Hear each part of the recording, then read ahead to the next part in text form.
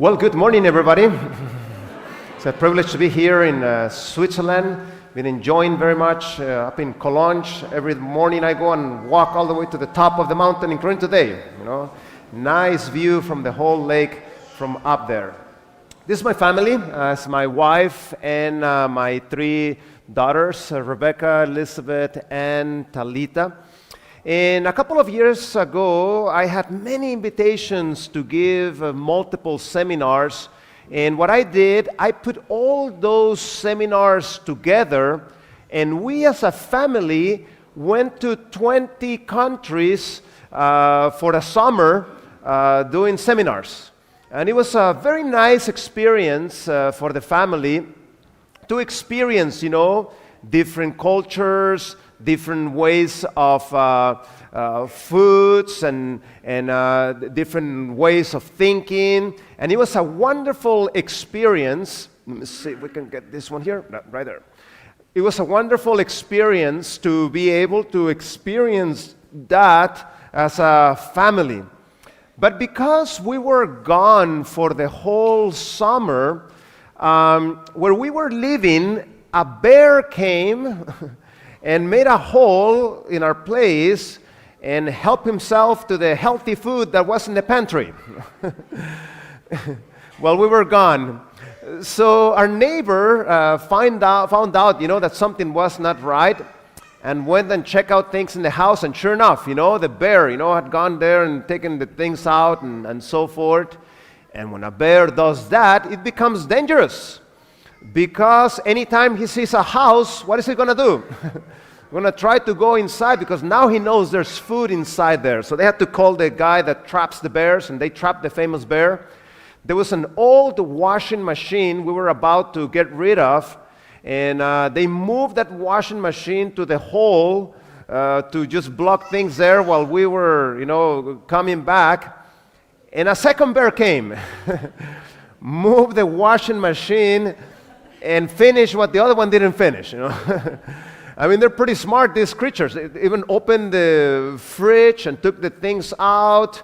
The maple syrup, with the paws, made a hole there and was able to drink the thing. Man, there's something else, this bear. So if you go out for the whole summer, watch out for the bears. So we have a book. Let's see this graphics here. We have a book that we made. It's called Pandemic Busters, and it's available in multiple languages. This is the English version, and this is Lugha Nzuri ya Swahili. It's here also in Swahili. It's also in Ukrainian, this children's book. There's the Spanish one. There's an English one. I'm feeling blue. What should I do?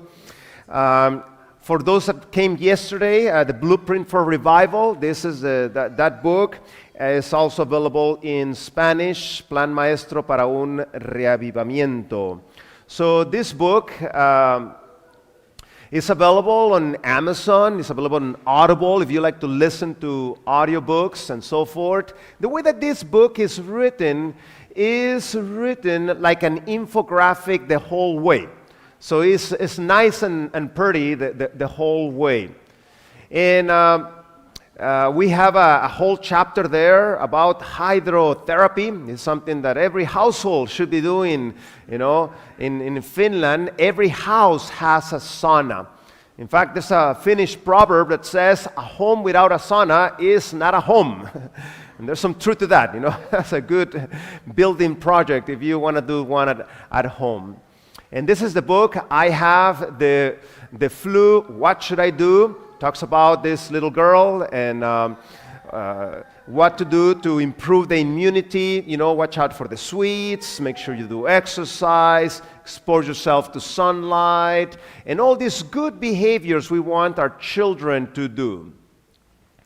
And if you want to download a few of the chapters, including Swahili, French, English, and many other languages, you can download them there for free. Many of the chapters of the book. So just go to Health whys.store. Whys is WHYS.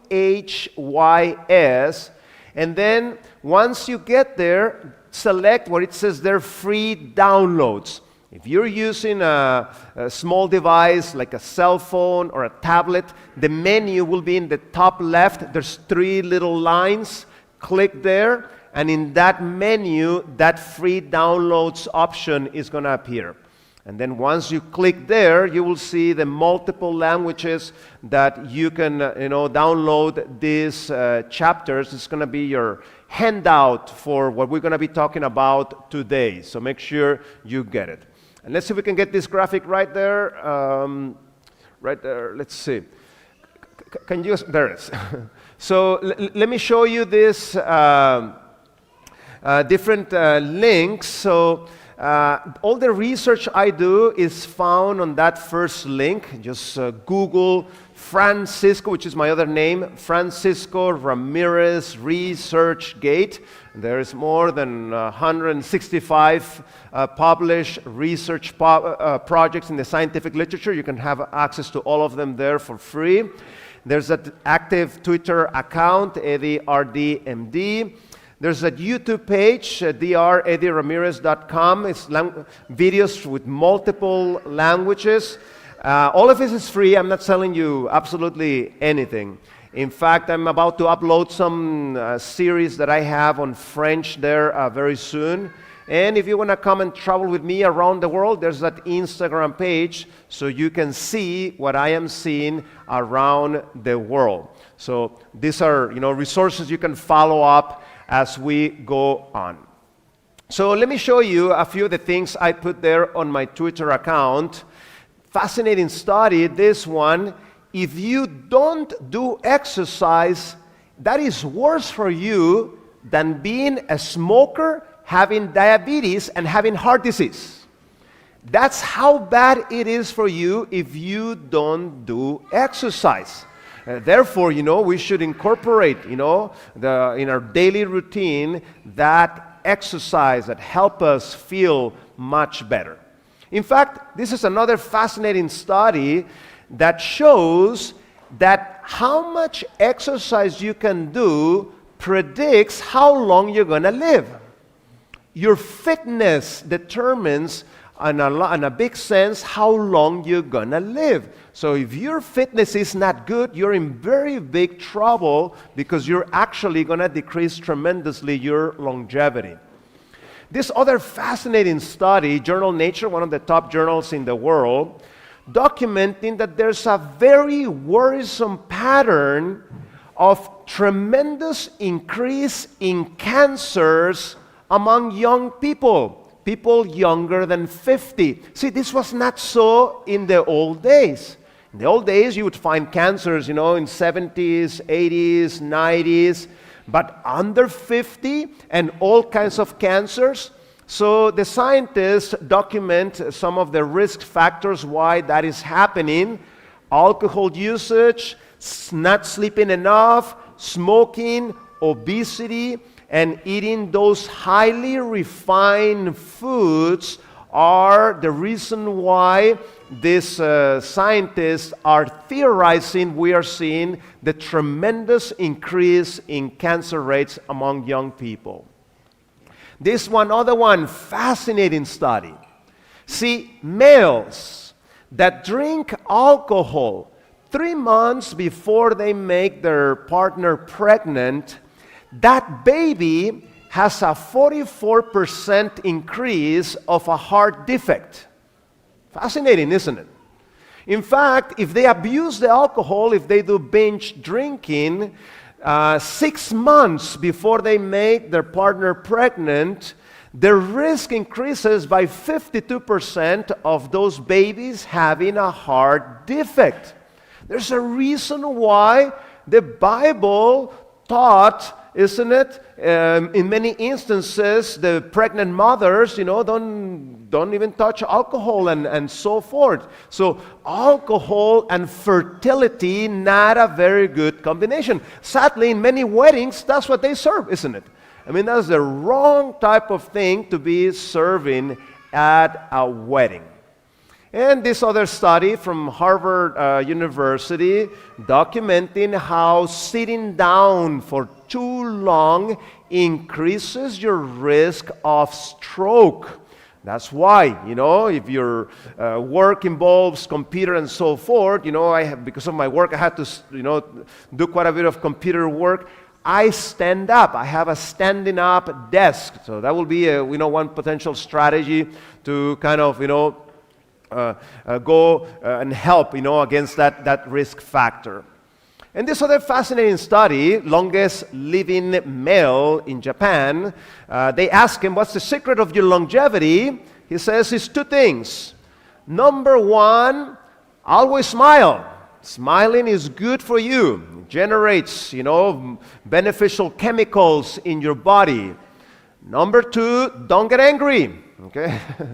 Watch out, French, with the Latino gene, sometimes have this issue there with our emotions. We need to keep those emotions under control. It's not worth it. You generate those oxygen-free radicals that age you faster when you get angry. You need to keep those emotions under control. So, there's also this guide about immune system that you can download for free. Just go to the ResearchGate page. You will find this immune system guide. So again, all those things are found on that Twitter account and many studies like that. Constantly I'm putting new studies like that to motivate you to do those positive lifestyle changes in the long term. It's not about doing it, for the next week and so forth, and then we forget about them. But rather, how do we keep that motivation in the long term? That's what that Twitter account talks about. So today I want to talk to you, is there another pandemic on the horizon? It's interesting that in the Bible, it talks about, in Matthew 24:7, a very accurate description of the status of our world. Let's go and analyze it. It says there, for nation shall rise against nation and kingdom against kingdom. A question, is there wars today in the world? I mean, the Ukrainian and the Israelis are the famous one, but there's many other wars around the world. In fact, I was just in Ethiopia recently, and there was a war there. In the northern part of Ethiopia, there's a war. There's wars all over the place in many different places. In fact, it says there that there's going to be famines. Is there famines today? Sadly, yes, we have both extremes. There's places that they are overeating, and there's places that they're under-eating. Many of them secondary to the political situation of those places. Here's a report from the United Nations, 20 places where they have hunger spots. And it says there that there's going to be earthquakes in many places. Is there many earthquakes today? The statistics are just staggering. How many earthquakes are there? Let me show you here this statistic. From 1900 to 1910, there were 3 earthquakes that were 6.0 and above in that 10-year period in the whole world. I mean, 6.0 is an earthquake you really feel it, it's hitting you quite nicely. Now compare that from 1990 to the year 2000, there were 943 earthquakes, 6.0 and above. Small little difference? Humongous difference. In fact, as you read the language of Matthew 24, it's like the language of a lady that is about to give birth. Have you ever witnessed that? Those contractions start getting stronger and stronger, and that baby is coming out, with the doctor, without the doctor, or in spite of the doctor, that baby is coming out. And that's what we are witnessing around our midst. All those signs of the times are being fulfilled before our own eyes, and these things have happened throughout the whole history of planet Earth, but not with the intensity and the frequency that we are seeing this. And finally, it says there that there is going to be pestilences. Question, is there pestilences today? Anybody heard of any pestilence today, recently? One that literally froze planet Earth, isn't it? A pestilence of tremendous implications. Notice here in the book Acts of the Apostles, there are in the world many who close their eyes to the evidences that Christ has given to warn men of his coming. They seek to quiet all apprehension, while at the same time, what's happening?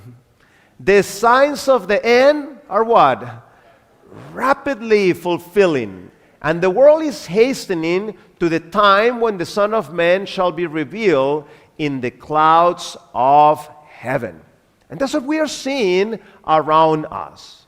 So one of the most worrisome things that this planet is facing, and that your neighbors here a few blocks from you are very worried about it at the World Health Organization, is something by the name emerging infectious diseases.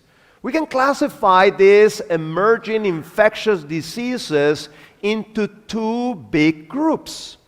You have diseases that we know about them from a long time ago, but these diseases are making a resurgence. They're coming back.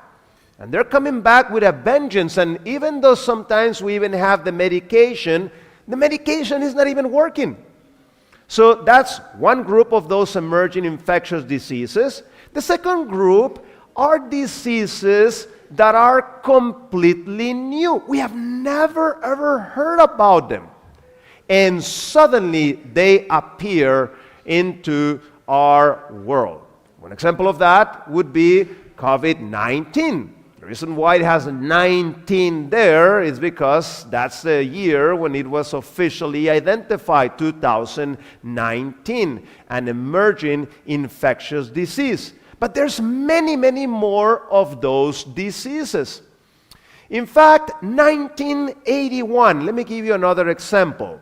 1981, when in America we had Ronald Reagan, and in France they had François Mitterrand. In 1981, there is this communication from the Department of Public Health in America that is released on a regular basis. You can sign in for free on your email. You will receive it, this MMWR.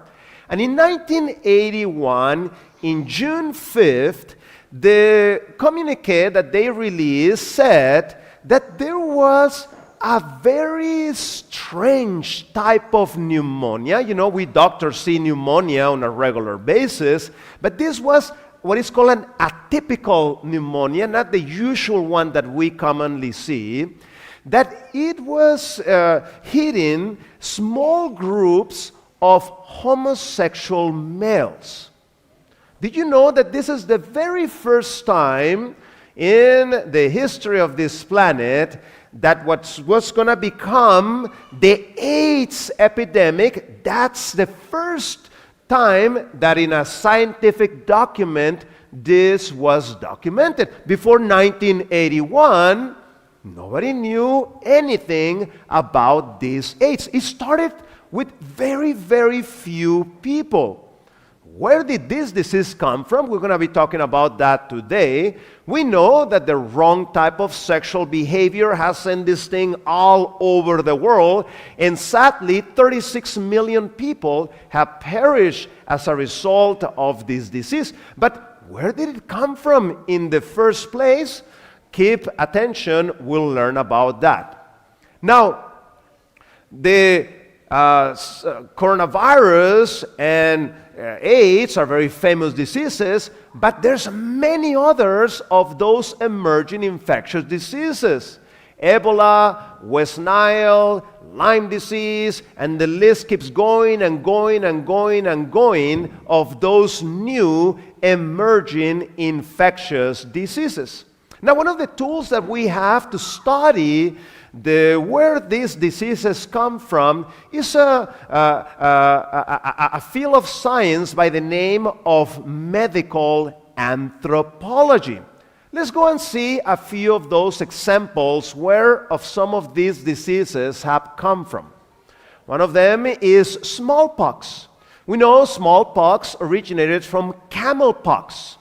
Close proximity of humans and camels caused this virus to jump from the camel into the human. The virus mutated, and then humans started infecting each other. Another example is whooping cough. You don't hear this very much today because of vaccination. We have been able to decrease tremendously the amount of this disease. Still, some subdeveloped countries still are struggling with some of these cases of pertussis or whooping cough. This one we know came from pigs, among many other diseases that came from pigs, by the way. And there's a reason why in Leviticus 11, it clearly states there, don't eat this animal. In fact, it says there, don't even touch it, because it's a tremendous source of disease. See, in 1492, Christopher Columbus came for the first time to the continent of America. And something that he noticed when he arrived there is that many of the common animals that Europeans were using for food, they were not there.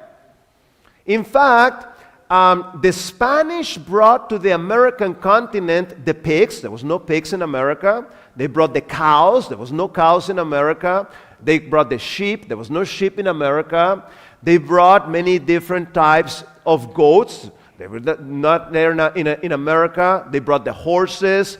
In fact, in his second trip back to America, he brought for the first time pigs to the continent of America, and he caused a porcine flu, a pig caused by those pigs. And millions of people perished as a result of that. Christopher Columbus would have read the Bible, would have realized that you don't touch that animal, you don't bring it to the continent of America. And many people would have been saved. In fact, something interesting started happening. Disease started flowing from the Europeans to the natives of the American continent, and not the other way, except for a few exceptions. One of the exceptions is syphilis. Syphilis was brought to Europe by the Spanish. In fact, when the disease got here, the Europeans started blaming each other. Hey, who brought this stuff? You know, is it the French? Is it the Germans? It was the Spanish, the ones that brought this thing to the continent of Europe. So just a few years later, by 1519, when Hernán Cortés arrives in Mexico, already half of the population of the American continent had perished as a result of the diseases that the Europeans were bringing to the American continent. In fact, just about 100 years after Christopher Columbus arrived, by 1618, the population of the natives of the American continent had decreased from 18 million to 1.6 million. They were causing tremendous devastation to those indigenous people. In fact, that's the reason why small armies were able to take down tremendously powerful empires like the Aztec Empire, like the Inca Empire, like the Maya Empire, secondary to the fact that their armies were tremendously devastated by the diseases of the Europeans. Did you know that typhoid fever came from chickens? In fact, most chickens still carry that typhoid germ in their digestive tract. So again, in the American continent, there was no chickens, there was no typhoid fever before the Europeans. And human measles, again, a disease that in the past was tremendously devastated. Today, because of vaccination, we've been able to decrease tremendously the risk for this disease, but just the last 200 years had killed 200 million people worldwide. And dogs gave us the influenza, that very, severe type of flu that is usually seasonal. Now think a little bit about it. You think the dogs that are flying up high there are the ones that infected us? They're too far. I have to have the duck here in my face for the dog to cough or sneeze, for it to infect me. I had to domesticate the dog, then the dog could infect me. And leprosy came via the water buffalo, a very common animal used in many areas of Asia. So there's an excellent book called Gun, Germs, and Steel. Jared Diamond does a very good job documenting this phenomena of the transmission of disease. And he documents how the Europeans, by the diseases that they brought, wiped out 95% of the native indigenous people of the Americas. And this phenomena, by the way, didn't just was a problem of the Americas. They also brought plenty of disease to Europe, to Africa. So Africa was also devastated by these diseases, and the same story to Asia and the Pacific Islands. So why there was why the disease was flowing from the Europeans to the Americans? Because in the Americas there was no plagues. Wow, those plagues came as a result of close contact of humans and animals. Most of those diseases that devastated the American continent. In his book, Jared Diamond, in his chapter 11, he documents this under the name, The Little Gift of Livestock. I'm not saying they were vegetarian, those native indigenous people of the Americas, but they would go and hunt buffalo, for example. They would kill one of those buffalo, and the rest of the buffalo just kept on running and went to, hide themselves.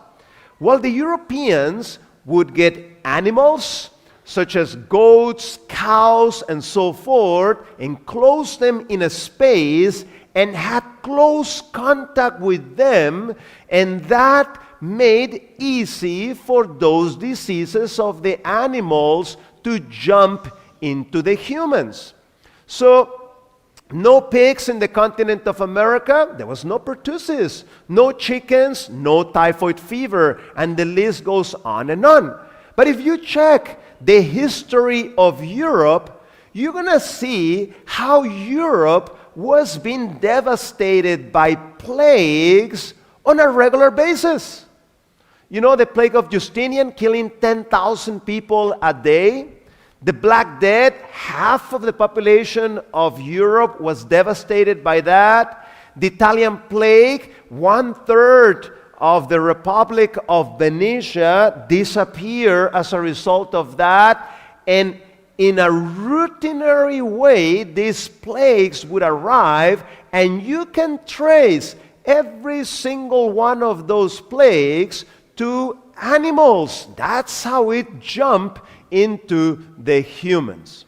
Now, the story started changing when we arrived to the 20th century as public health measures such as hygiene started to be promoted. People learned that it was important to wash your hands, keep your food nice and clean, make sure your water was clean, and so forth. With the advent also of antibiotics, many diseases that before we couldn't stop, especially bacterial diseases, now with antibiotics we're able to stop those infectious diseases. And third, with the advent of vaccinations, we were able to decrease many of those common killers. So something very interesting started happening. The amount of infectious diseases started to decrease worldwide very, very much. And we thought we had won the war against infectious diseases. But something happened. Around the 1950s, around the 1960s, there was an important resurgence of those emerging infectious diseases. And I have a theory about that. See, when I moved to Norway, back in the year, when was that? It was in the year 1999. When I came to Norway, I realized that, because I'm originally from Mexico, that Norway was very different from Mexico. I mean, the weather is very different, but also the way society runs is very different. The levels of corruption are almost non-existent. The way that wealth is distributed very equally among the population. Many of the social problems that you find in Mexico, or you don't find those things there. I mean, the level of honesty of the people there. I remember one time I went shopping in Norway. I had many bags. And then my phone rang as I was about to get on the car. And I left those bags there on the street, and because I was talking on the phone, I went and started the car and left the bags there. And then an hour later, I remember, oh no, I forgot my bags. I went back, the bags were still there. I mean, tremendous levels of honesty. So I asked myself, why is Norway such a prosperous country? So what I did, I went to the local library to read the history of Norway. And as I'm reading the history of Norway, I get shocked. Norway was a dysfunctional country. Norway was a corrupt country. There was abuse of power. It was a mess, that country. But something happened to Norway that didn't happen to Mexico. A man by the name of Martin Luther brought a new philosophy that transformed completely the way of thinking of these people. And it's very interesting. I've been to 93 countries on planet Earth. And I have been able to see this with my own eyes. You show me a Protestant-built country, I'm going to show you the most prosperous countries on planet Earth. You can go around the world. You have Canada and America. You have Iceland, Norway, Sweden, Finland, Denmark, Germany, Switzerland. These are the countries that people, risk their life to try to migrate to. And then through the influence of Protestant English, you have Hong Kong, tremendously prosperous place. I've been there many times. Sadly, it passed to the hands of the Chinese. That place is going downhill before our own eyes. Singapore, tremendously prosperous country. South Korea, the country with the highest amounts of Protestants in all Asia. And then you have Australia and New Zealand. In fact, you can see the same pattern in Africa. I've been to many countries in Africa. Where do you find the wars and things? The countries that were conquered by the Spanish, by the Portuguese, by the French. Those are the countries, they have the biggest challenges. Now, what happened to the countries that had the Protestants? Well, one issue that happened there in the time of independence is that independence took place around 1960s, of many of these countries. And the version of Protestantism in 1960 was a very watered down version compared to the Protestantism, of the 1500s and so forth. The one that Luther was preaching, the one that Calvin was preaching, and so forth. But something happened to these countries. And we find that here in Proverbs 38. Don't let me tell lies, and don't make me too rich or too poor. Give me only enough food for each day. If I have too much, what may happen? I might deny that I need you, Lord. And sadly, here where we're standing, a man by the name of John Calvin brought a powerful message that created a transformation of this area. That brought tremendous prosperity to this place.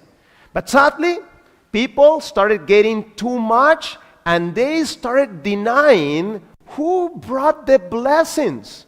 It's very interesting. You can even see, go to your Google and put there, the most prosperous areas of France. Funny, it's next to Switzerland, next to Germany. People go and work there and then go and live in France. And sadly, the number of people that are saying that they don't have any religious belief is increasing, and especially among the young people. That's why it is literally dangerous to send your children to public schools. That's how we're losing many of our young people as they go to those schools and they are introduced to all kinds of strange ideas. Those places are the places where they're seeding, agnosticism, atheism, postmodernism, and so forth. In the book, The Great Controversy, has a powerful citation. Look at this. Satan works through the elements also to garner his harvest of unprepared souls. He has studied the secrets of the laboratories of nature. And he uses all his power to control the elements as far as God allows. It is God that shields his creatures and hedges them in from the power of the destroyer. But the Christian world has shown contempt for the law of Jehovah. And the Lord will do just what he has declared that he would. He will withdraw his blessings from the earth and remove his protecting care for those who are rebelling against his law and teaching on others and forcing them to do the same. Satan has control of all whom God does not specially guard. He will bring disease and disaster until populous cities are reduced to ruin and desolation. Even now he's at work. In accidents and calamities by sea and by land, in great conflagrations, in fierce tornadoes and terrific hailstorms, in tempests, floods, cyclones, tidal waves, and earthquakes. In every place and in 1,000 forms, Satan is exercising his power. He imparts to the air a deadly taint, and what happens? And thousands perish by the pestilence. These visitations are to become more and more frequent and disastrous. Destruction will be upon men and beasts. The earth mourneth and faded away. The haughty people do languish. The earth also is defiled under the inhabitants thereof. Why? Because they have transgressed the laws, changed the ordinance, broken the everlasting covenant. And that's what we're seeing. That Protestant world that God blessed so tremendously, as they give their back to the Lord, there's consequences because of this. and you show me the most secular countries on planet Earth, I'm going to show you the highest suicidal rates in the world, especially among young people as you leave them empty, existentially speaking, by these wrong philosophies of agnosticism and atheism. So, this is what is called the rose effect, what we are witnessing. The rose effect is what they call, when you have a rose and you cut the rose still is alive, but what's going to happen to that rose? It's going to start dying before our eyes. And this is what we're seeing in this Protestant world. As they disconnected from their source of blessings, we're seeing a tremendous change in the sociology of the countries. Let me show you some statistics. Percentage of teenage girls that have premarital sexual relationships. Notice that this disaster starts around the 1950s, 1960s, going up and up and up and up and up.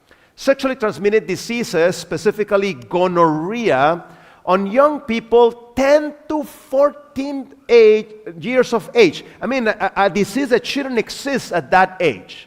Notice the numbers going up and up and up. Birth rates of single girls, 10 to 14 years of age, going up and up and up. So a 553% increase of pregnancies. Out of wedlock births as percentages of all the births, going up the numbers.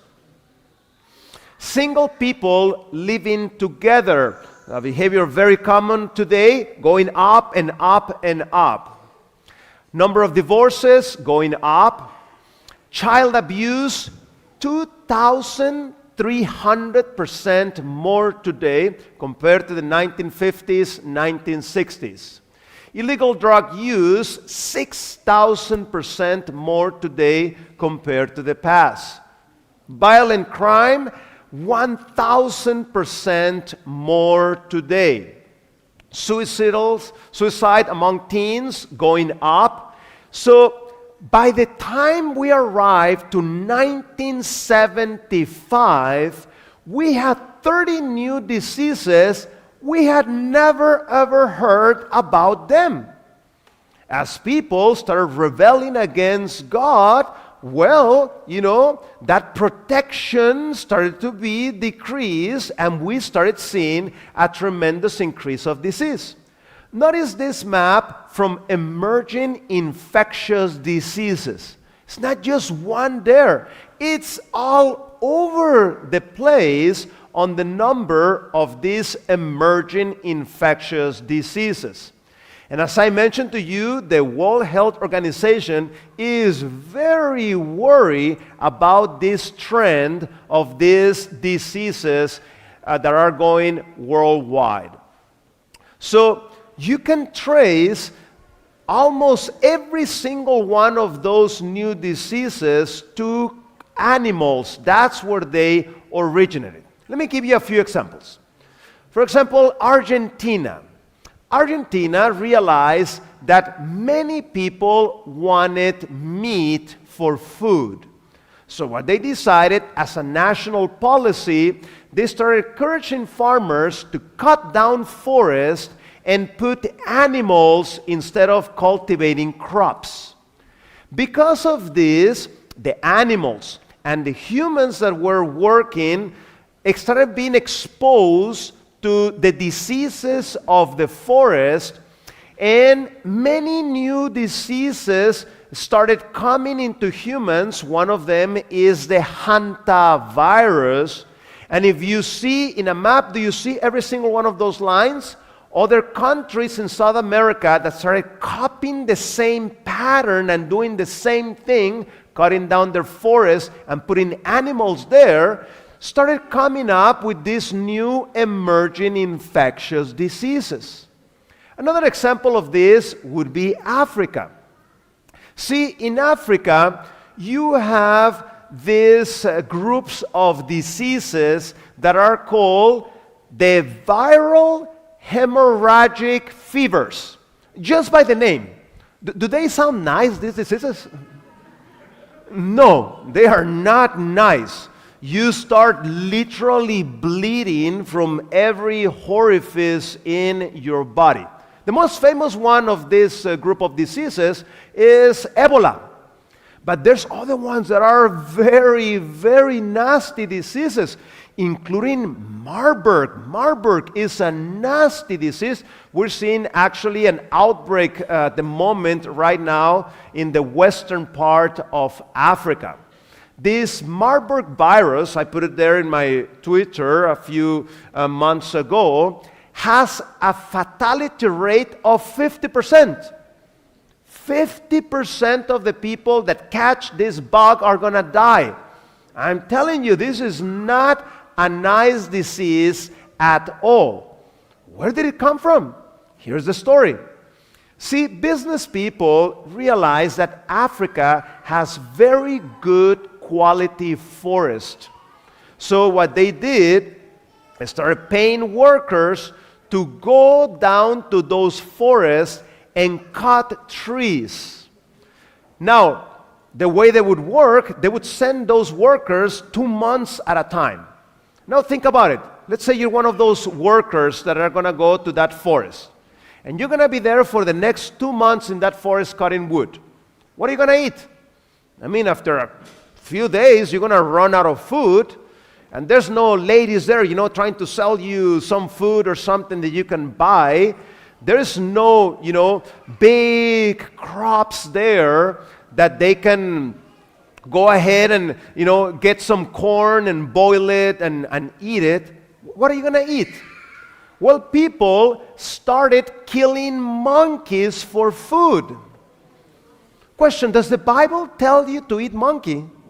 There's a reason why the Bible says don't eat monkey.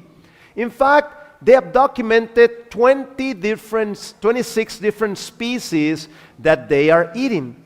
And the worst part, these people try, let's say the chimpanzee, and they were like, they went back to their home in the city, and they're like, you should try the chimpanzee, it tastes really good. So now the people in the city started to eat these things. That's how we got a bunch of these diseases. This is very well documented how Ebola came into humans.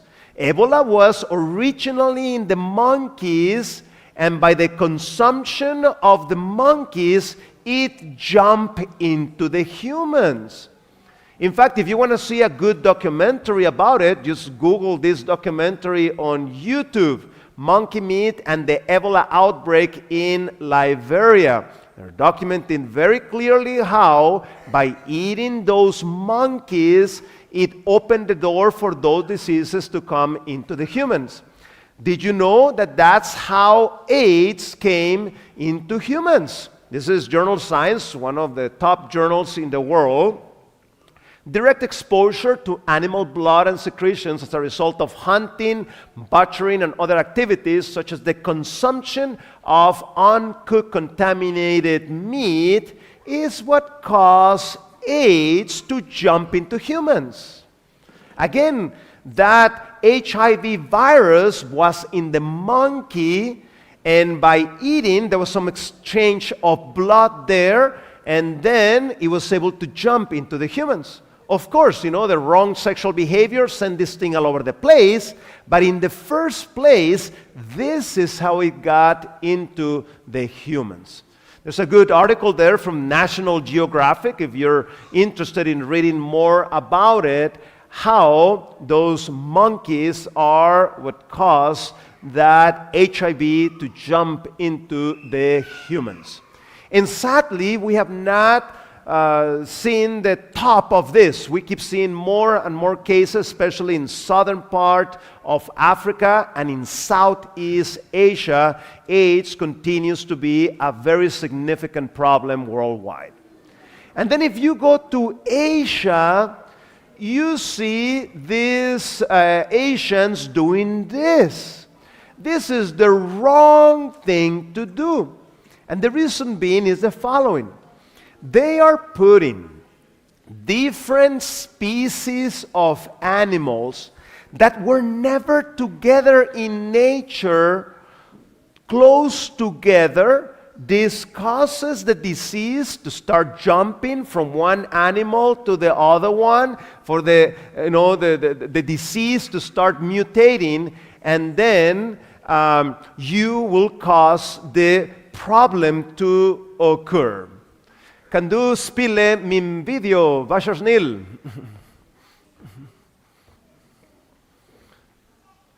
So let me show you something here of one of these places. Let's go and take a little tour to see what do we see around there.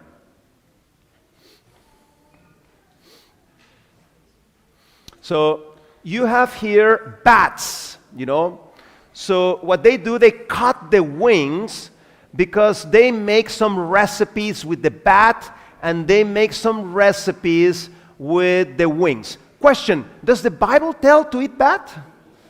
See, there's a reason why the Bible tells you not to eat this animal.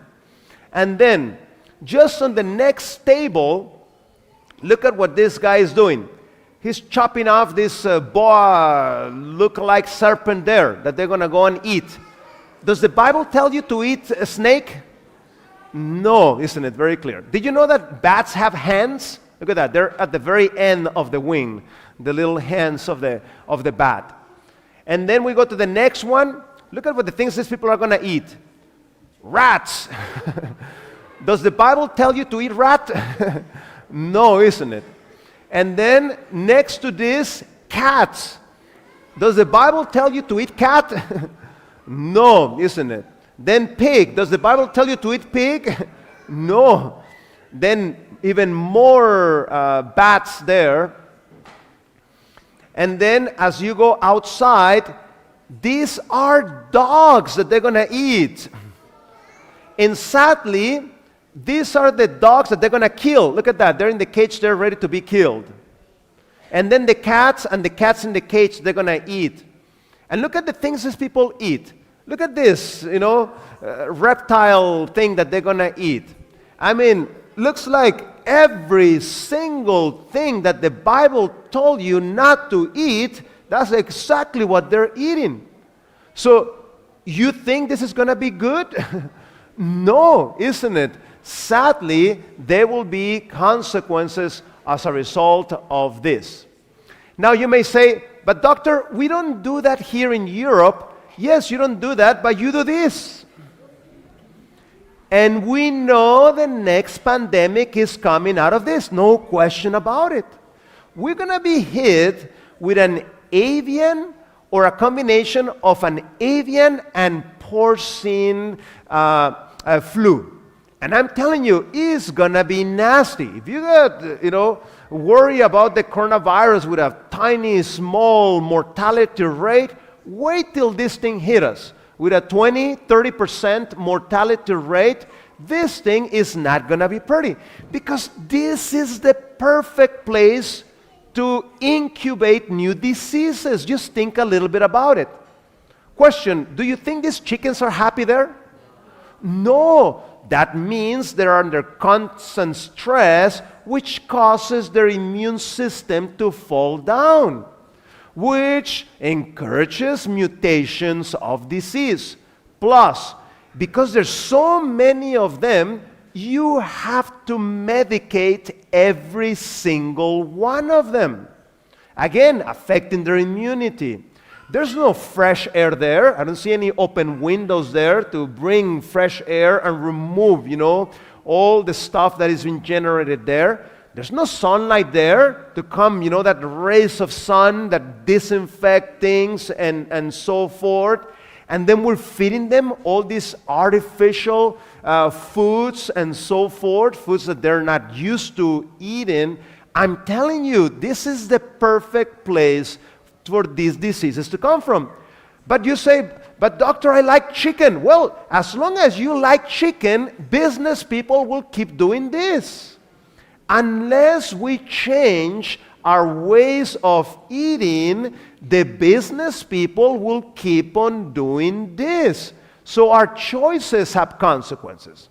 And we already had some of these beginnings of this avian flu. In my book, I talk about this case there in Japan, in which they were able to detect, this avian flu, and they had to kill a bunch of chickens secondary to the detection of this.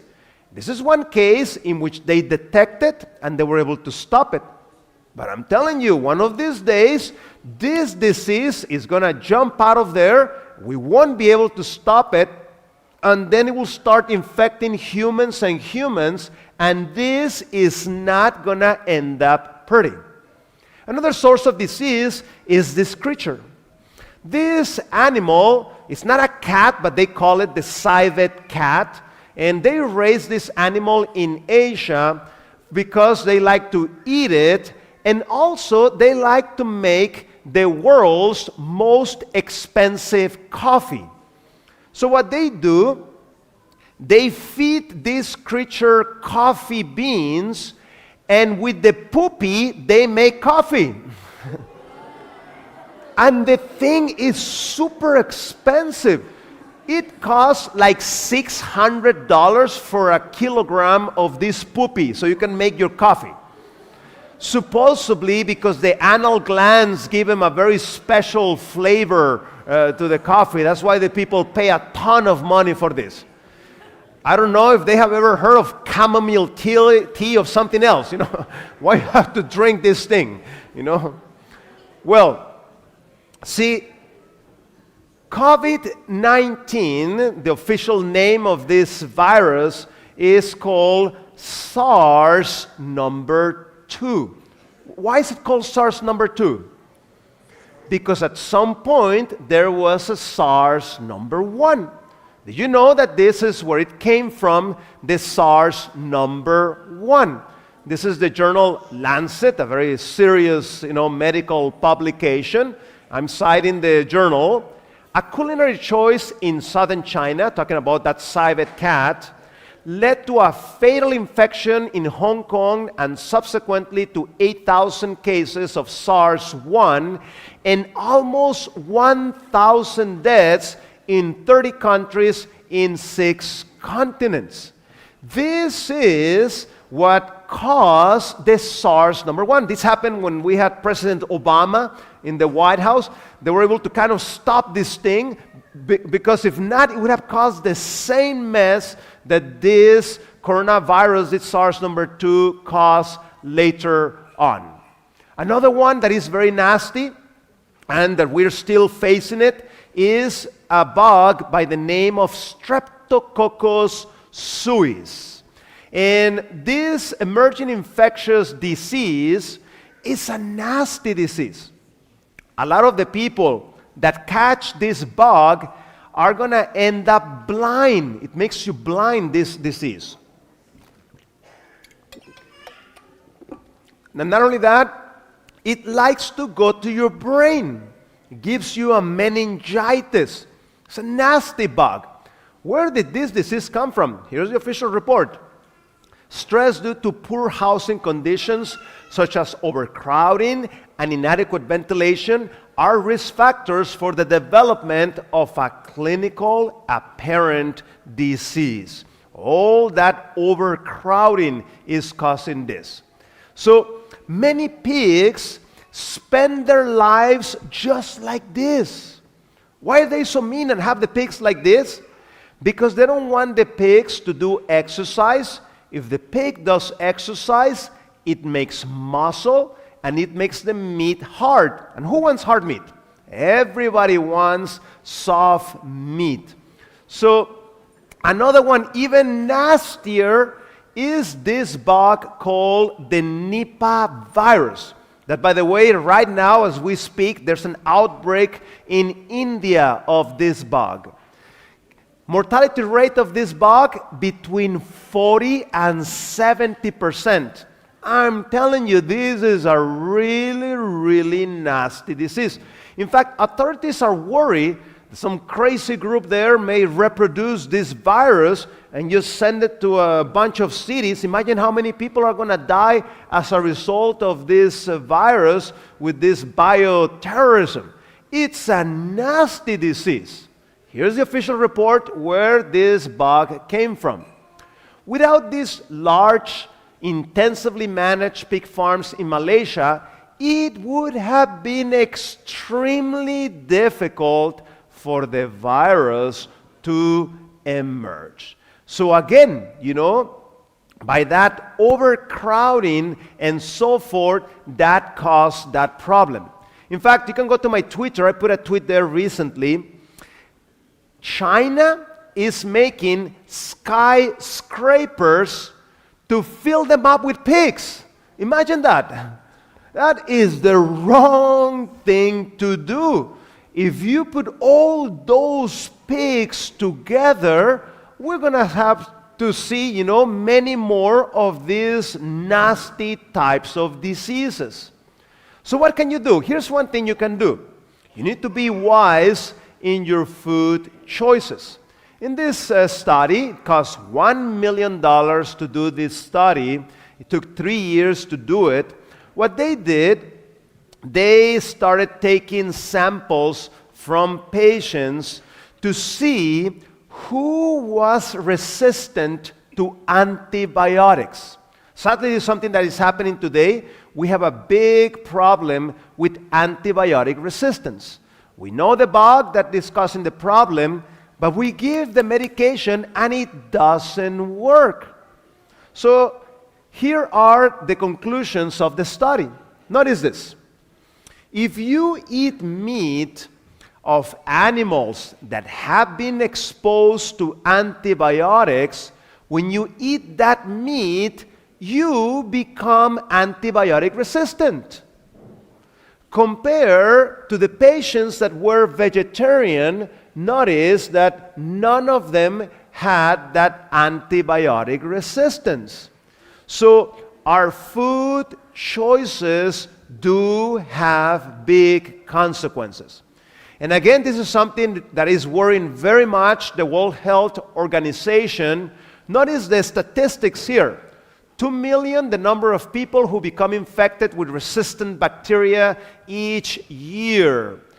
3 times the quantity of antibiotics administered to animals in the meat industry relatively to the antibiotics prescriptions given to people. The reason why we have so much antibiotic resistance is because the animals, if you give them antibiotics, number one, if you can overcrowd them and they're not going to die. And 2, animals that you give antibiotics grow faster. That means people are going to make their money faster. $1 trillion, the projected cost worldwide of antibiotic resistance by 2020. But God has given us special light as a church.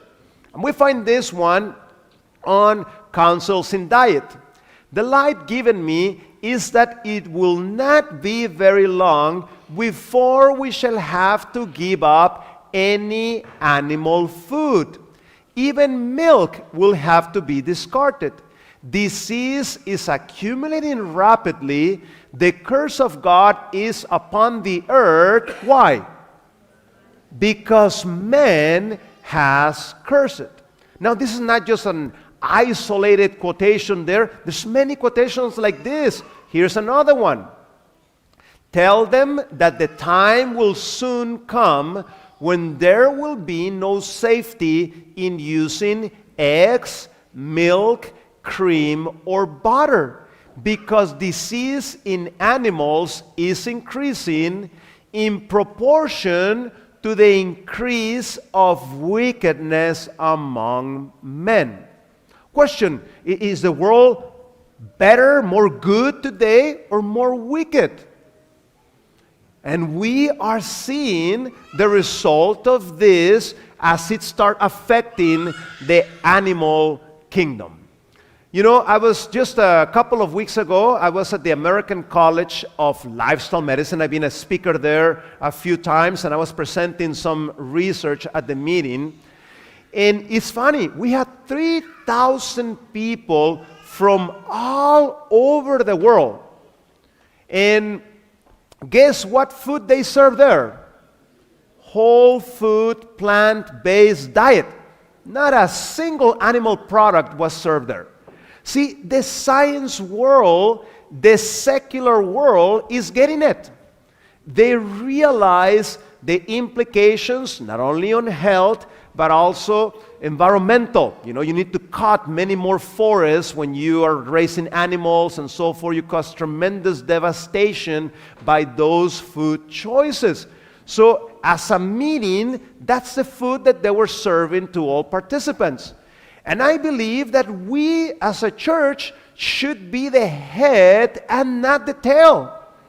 We should be leading this change worldwide. So it's time to leave these animals alone. You know, the wickedness of this planet is increasing, is affecting these animals, and by partaking of them, there is consequences. So you may say, Doctor, this is very worrisome. Well, there was a time that was very worrisome when the disciples were in the boat. Remember? There was a big storm, and they thought that they were all going to perish because it was nasty, that storm. But what made the difference? Jesus was in that boat. And the fact that Jesus was in that boat changed the whole story for good. I believe that we live in a time in history where it would be a really good idea to have Jesus in your boat.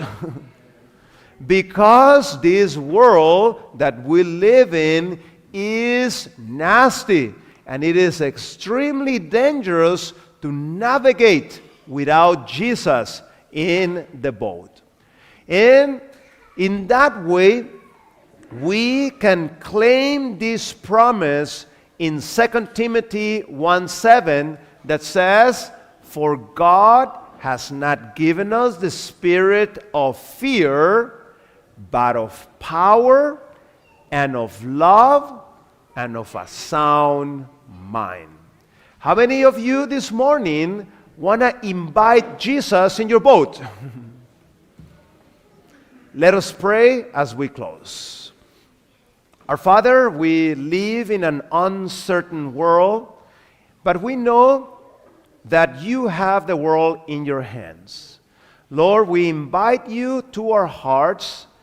Help us, Lord, to have that communion and relationship with you to help us navigate this uncertain world. Give us your peace and help us, Lord, to bring this important message that you have given us to finish the work that you have entrusted us. We thank you for being with us and continue to guide us and to provide. In the name of Jesus, amen.